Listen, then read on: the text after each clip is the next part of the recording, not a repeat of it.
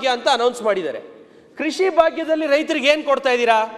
ಕೇವಲ ಕೃಷಿ ಹೊಂಡ ಬಿಟ್ಟರೆ ಕೃಷಿ ಭಾಗ್ಯದಲ್ಲಿ ರೈತರಿಗೆ, ರೈತರ ಮಕ್ಕಳಿಗೆ, ರೈತರ ಮಕ್ಕಳ ವಿದ್ಯಾಭ್ಯಾಸಕ್ಕೆ ಈ ಸರ್ಕಾರ ಏನೂ ಕೊಡ್ತಾ ಇಲ್ಲ.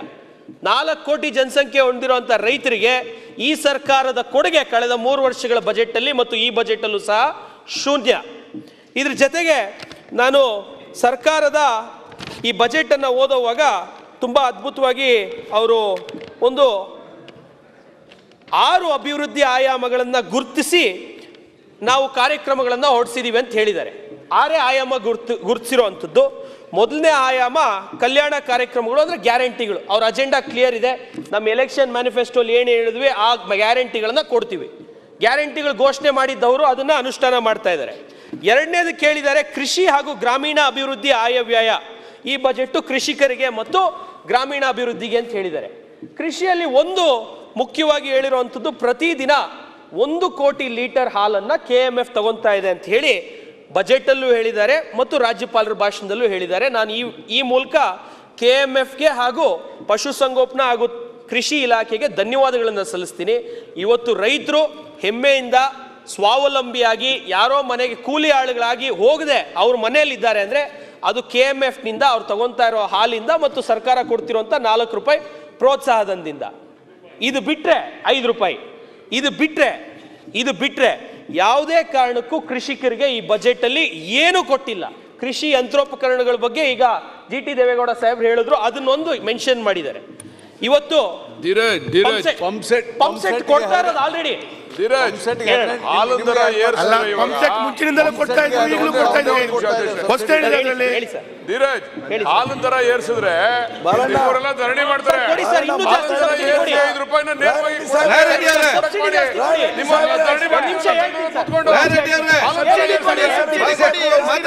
ಮತ್ತೆ ನೀವು ಮಾತಾಡಿ ಸರ್. KMF ನ ನಾನು ಅಪ್ರಿಶಿಯೇಟ್ ಮಾಡಿದ್ದು, ಎಲ್ಲಾ ಸಬ್ಜೆಕ್ಟ್ ನಾನು ಸರ್ಕಾರನ ಅಪ್ರಿಶಿಯೇಟ್ ಮಾಡಿದ್ದು. ಈಗ ಬಂದೇನು ಅರ್ಜೆಂಟ್, ಈಗ ಬಂದು ಕೂತ್ಕೊಳ್ಳಿ, ಈಗ ಸ್ವಲ್ಪ ಹಣ ಮಾತಾಡೋರ್ಗು ಬಿಟ್ಬೇಡ. 5 ನಿಮಿಷ ನನ್ನ ಅವಕಾಶ ಇದೆ, ದಯವಿಟ್ಟು ನಾನು ಹೇಳಿದಾಗ ಮಾತಾಡಿ. ಈಗ ಆಯ್ತು ಸರ್, ಬಿಟ್ಬಿಡಿ ಸರ್. ಇಲ್ಲ ಬಿಡ್ಲಿಕ್ಕೆ ಆಗ್ಲಿಲ್ಲ ಪ್ಲೀಸ್ ಸರ್. ಇಲ್ಲ ರೈತರಿಗೆ ನೋಡಿ ಹಾಗೆ ಮಾತು, ನಾಳೆ ಬೆಳಿಗ್ಗೆ ಮಾತಾಡಿ, ಈಗ ಟೈಮ್ ಇಲ್ಲ. ರೈತರಿಗೆ ಇವಾಗ ಇಷ್ಟೆಲ್ಲ ಕೊಟ್ಟಿದ್ದೀನಿ ಅಂತ ರಾಯರೆಡ್ಡಿ ಸಾಹೇಬ್ರು ತಿಳಿಸಿದ್ರು. ಪಂಪ್ ಸೆಟ್ ಕರೆಂಟ್ ಕೊಡ್ತಾ ಇದೀವಿ, ಪಂಪ್ ಸೆಟ್ ಕರೆಂಟ್ ಕೊಡ್ತಾ ಇದೀವಿ ಅಂತ ಹೇಳಿದ್ರು. ರೈತರಿಗೆ ಏನ್ ಬೇಕು? ಒಂದು ನಿಮಿಷ, ಮೇಕ್ ಎ ಕರೆಕ್ಷನ್. 18,000 ಕೋಟಿ ರೂಪಾಯಿ ಸಬ್ಸಿಡಿನ ರೈತರ ಸರ್, ಅದು ಮುಂಚೆಯಿಂದಲೂ ಕೊಡ್ತಾ ಇರೋದು ಕಂಟಿನ್ಯೂ ಆಗಿದೆ ಅಷ್ಟೇ, ಹೊಸ ಯೋಜನೆ ಅಲ್ಲ.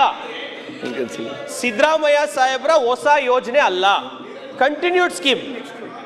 ಹೊಸದು ಹಳೇದು ಮಾತಾಡ್ತಾ ಇಲ್ಲ. ಓಕೆ ಸರ್, ಮಾತಾಡ್ತೀನಿ ಸರ್, ಪ್ಲೀಸ್. ನಾನು ಹೊಸ ಯೋಜನೆಗಳ ಬಗ್ಗೆ ಹೇಳಿದೆ. ಮಾನ್ಯ ಸಭಾಧ್ಯಕ್ಷ, ಈಗ ರೈತರಿಗೆ ಮುಖ್ಯವಾಗಿ ಬೇಕಾಗಿರುವಂಥದ್ದು ನೀರಾವರಿ. ಪ್ರತಿಯೊಬ್ಬರು ಉತ್ತರ ಕರ್ನಾಟಕ, ಕಿತ್ತೂರು ಕರ್ನಾಟಕ, ಹೈದರಾಬಾದ್ ಕರ್ನಾಟಕ ಎಲ್ಲ ಮಾತಾಡ್ತಾರೆ. ಬೆಂಗಳೂರು ಡಿವಿಷನ್ಗೆ ಬಂದಿದ ತಕ್ಷಣ, ಮೈಸೂರು ಡಿವಿಷನಲ್ಲೂ ನದಿಗಳಿವೆ. ನಮ್ಮ ಬೆಂಗಳೂರು ಡಿವಿಷನ್ ಬಂದಿದ ತಕ್ಷಣ ನಮ್ಗಿರೋ ನದಿಗಳು ಯಾವುದು? ವೃಷಭಾವತಿ, ಅರ್ಕಾವತಿ, ಏನಾಗಿದೆ ಹೇಮಾವತಿ, ಎಲ್ಲ ಚರಂಡಿಗಳಾಗಿದ್ದಾವೆ, ರಾಜಕಾಲುವೆಗಳಾಗಿದ್ದಾವೆ. ಬಿಟ್ಟರೆ ಒಂದೇ ಒಂದು ನದಿ, ಅದರಲ್ಲೂ ವಿಶೇಷವಾಗಿ ಬೆಂಗಳೂರು ಗ್ರಾಮಾಂತರ ಜಿಲ್ಲೆ. ಇವತ್ತು ನಮ್ಮ ಉಸ್ತುವಾರಿ ಸಚಿವರು ಮಾನ್ಯ KH ಮುನಿಯಪ್ಪ ಸಾಹೇಬರು ಸೀನಿಯರ್ ಇಲ್ಲಿದ್ದಾರೆ.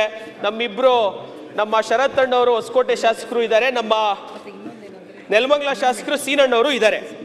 ಇವತ್ತು ನೀರಾವರಿ ಯೋಜನೆ ಅಡಿಯಲ್ಲಿ 3 ವರ್ಷದಿಂದ ಏನು ನಮ್ಮ ಸರ್ಕಾರ ಕೊಟ್ಟಿಲ್ಲ. ಕೊಟ್ಟಿರುವಂಥದ್ದು ಏನು?